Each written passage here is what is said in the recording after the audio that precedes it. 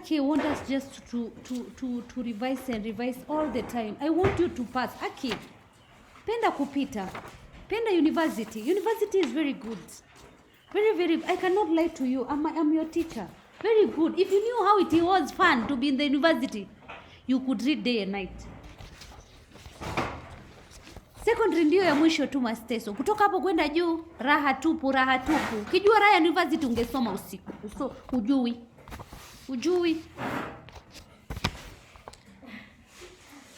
25B.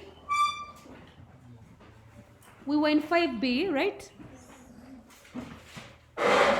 Explain Jeremiah's teaching on judgment and punishment. 7 marks. A lot of you, the ones who got this question correct, most of you are getting 5. God would use a foreign nation to fight the Israelites and destroy their fortified cities.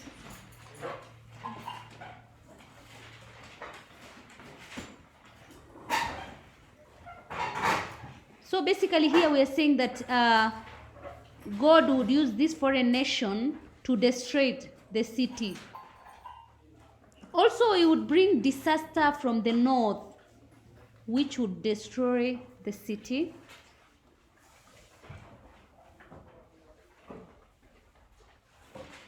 The punishment would inflict much pain, as the pain of a woman in labor.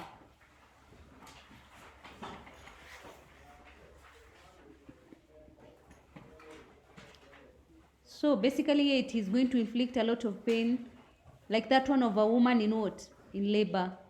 The Babylonians would attack Judah and the valley of Theroin. Mash housed Topeth, which would become their slaughter place. So basically here you were saying that you could have said that the Babylonians would attack what? Judah, and I give you Judah and the valley. You don't have even to remember the name of the valley. Most of you wrote this point that the graves would open and the kings, priests and prophet bones would be exhumed and exposed to the sun in rubbish as a punishment for adultery. So the graves would open and the bones of the kings and the priests would be exhumed. And it would be exposed to the sun as a what? As a punishment because of worshipping idols. Also, God would send numerous snakes and vipers that would not be charmed. Another point is that the people of Israel would be captured and deported to exile for 70 years. And in exile, because there's someone who wrote this point, they would send drought and famine among the people. That is the same point. So that is when these people of Israel will be captured, they will be deported to where? To exile. And in exile, they will stay there for how many years? 70. There's someone who told me 7. It's not 7. And he would send drought and famine among the people. Also, God would kill his people by sword while in captivity.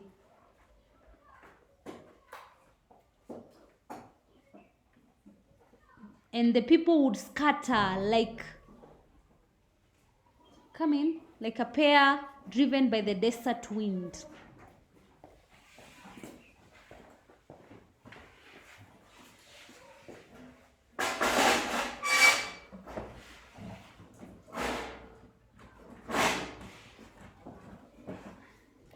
The punishment would still stand even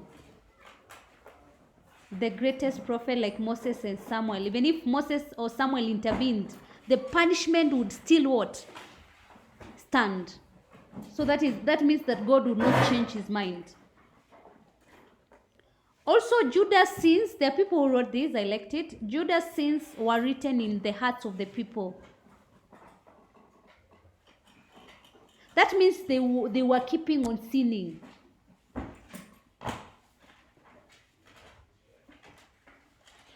Question 5C. Give any 7 ways in which Nehemiah addressed the problems he faced as a governor of Judah. In this question, most of you, I don't know, they did not read the question and understand. And I indicated it in your paper. Because here you're being told to address how we address the what? The problems. And people were telling me the problems. Look at what you wrote. People were giving me the problems instead of how we address them.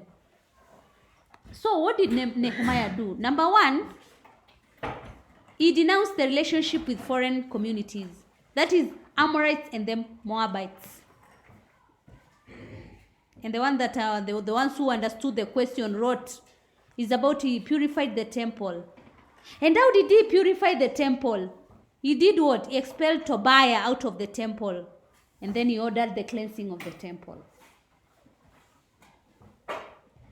He also restored the Levites and the singers in their rightful positions.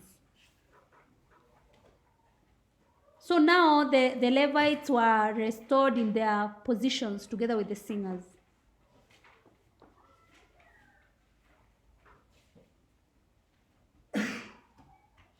Also, on the distribution of resources, he appointed a panel of 4 people to supervise the distribution of resources.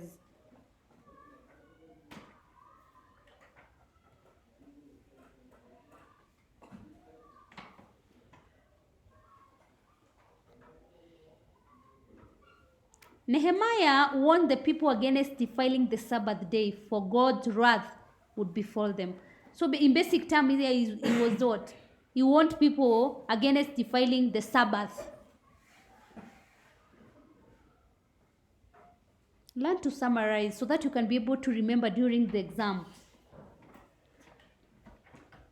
So he also stationed his personal guards to prevent leaders from entering the temple on a Sabbath day. So here is just allocating his personal guards at particular positions to prevent leaders from entering the temple. That is on a Sabbath. And he warned the people against marrying foreigners.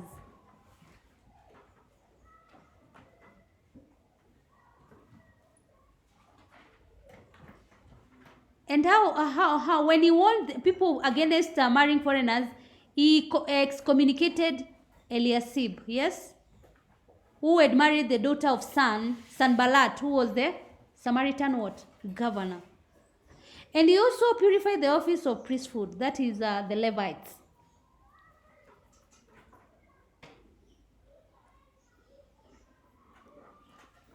That means that those ones who are from the ordinary families, they were not supposed to be priests, right? Only the Levites were supposed to be. So he purified that office. We go to question 6a. Give 6 reasons why ancestors were venerated in African traditional culture. 6 marks. So why were they venerated?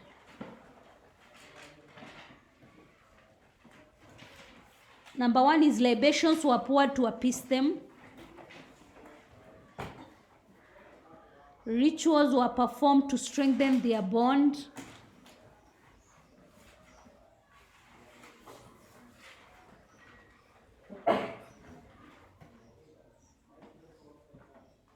They were welcomed in communal practices.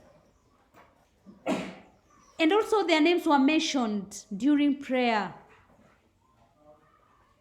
I think we're going to revise this chapter, the last chapter in Form 1.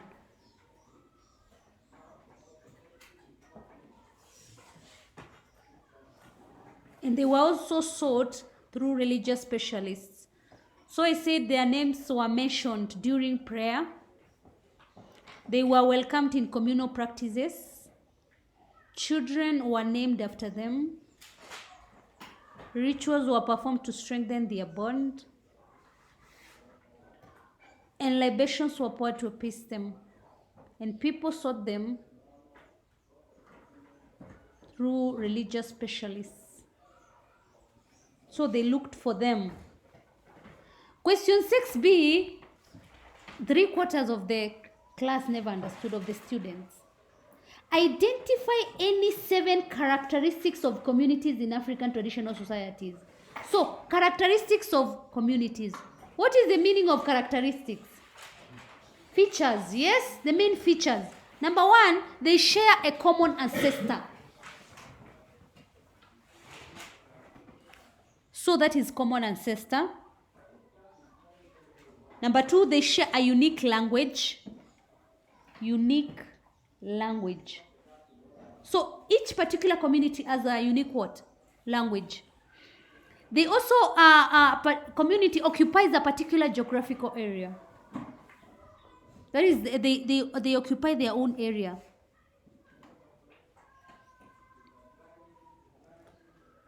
Has a clear social political organization.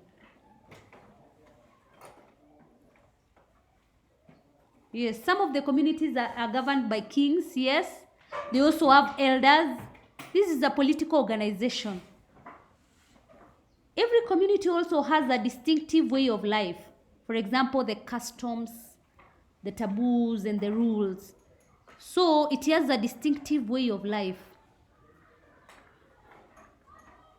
And another characteristic is that a community includes both the living, the dead, and the unborn.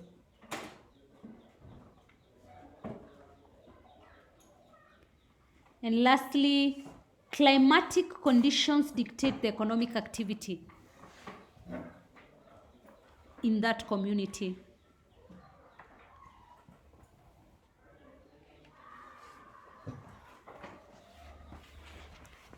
Question 6C.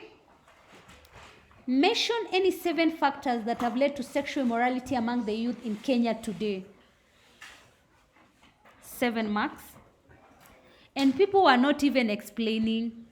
You just say science and technology. How do I know? Anyway, you're told to mention, right? You're not supposed to explain. Okay. But I gave you. Did I give you? Did I give you? Yes, I gave you. Number 1 is drug abuse among the youth.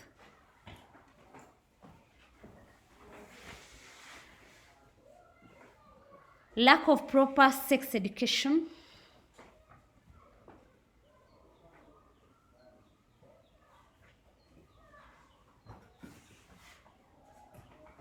Poverty leading to commercial sex workers.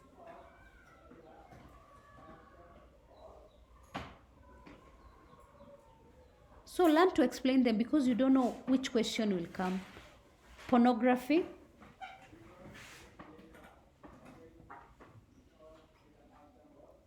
Permissiveness in the society. This is what we call too much freedom in the society. Because I discovered you're trying to write some of the words and you do not know the spelling, so I'd rather you know the meaning so that you write the meaning. I could not even understand. I asked them, I do not understand. What are you saying? What is this word? I do not understand. I try even to figure out what you're trying to say. I do not understand. Urbanization leading to lack of privacy or lack of or without housing. So there's sexual immorality. You find out that where you're sleeping is where your parents, most people in the urban areas, it's scary. Let's go to where you know in the Chozi Laheri, you see? We have who? It's called who? Chadachema. Where did he go to live after he left his grandmother's place?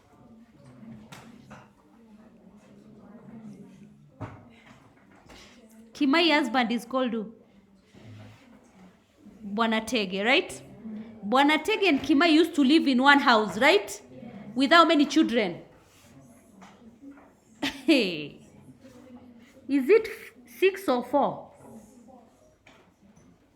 We were only told about 2 children, Duma and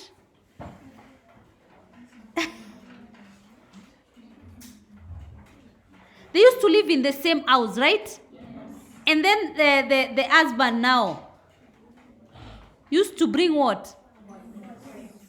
Those are wives or they are They are women. They are not their wives. He only one wife, Kimai, right? When Kimai went to see the parents, yes? The women came. And they used to sleep where?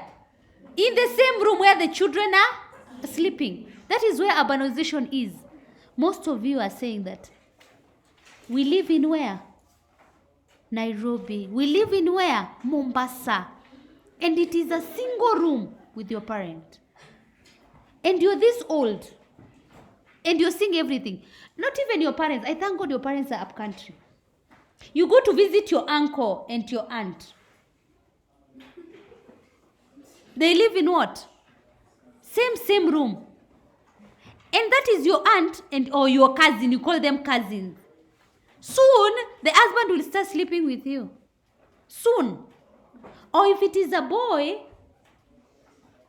the married wife there will start wanting you. Soon. Because now you're completing your Form 4, right? Mm-hmm. You're all grown. You're there sleeping there. Why do you think there's immorality? And not even in, because you are talking about urbanization, nowadays you'll be shocked even up country. Even if you have like 2 rooms, urbanization, let's not even go to up country. Still, let's say in the urban. There are 2 rooms and they're separated with a curtain.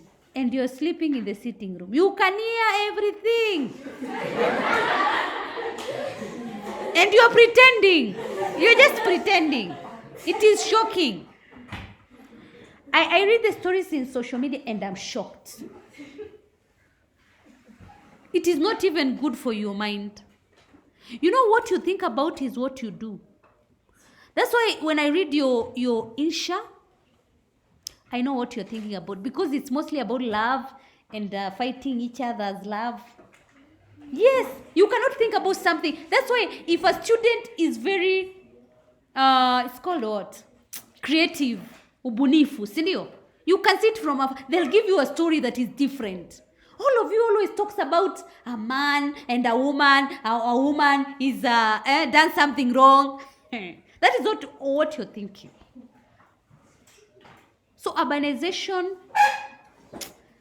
leads to sexual immorality a lot. Availability of contraceptives. And they're killing people. It was in the social media. No, in the news. Mass media negative influence. You see, like that point is explained well. Unemployment which makes the youth get lured into sex. Because you're unemployed, you are lured in order to be paid.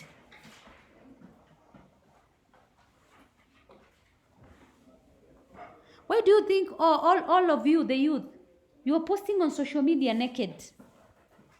Why? Because if they had what? They were employed, they are having their own money. They wouldn't. Why would you post yourself naked like that? It is shocking. I cannot even look at the photos.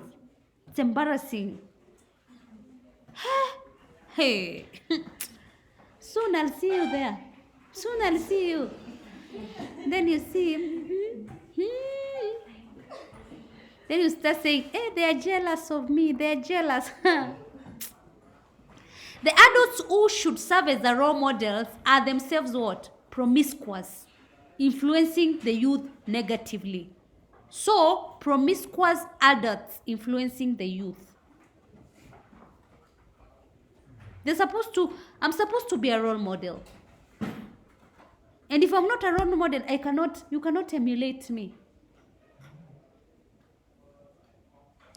Also, influence of peers. That is what we call the peer pressure, or the youth follow the footsteps of their peers. You see your friend started wearing a trouser and you are not wearing a trouser, you start tomorrow. Why are you starting? If your family doesn't wear a trouser, please don't. Why? There's no need. Why?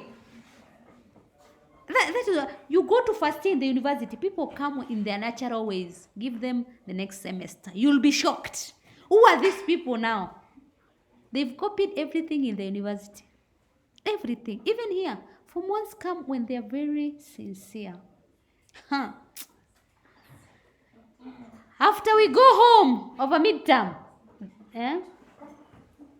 the trousers are piped.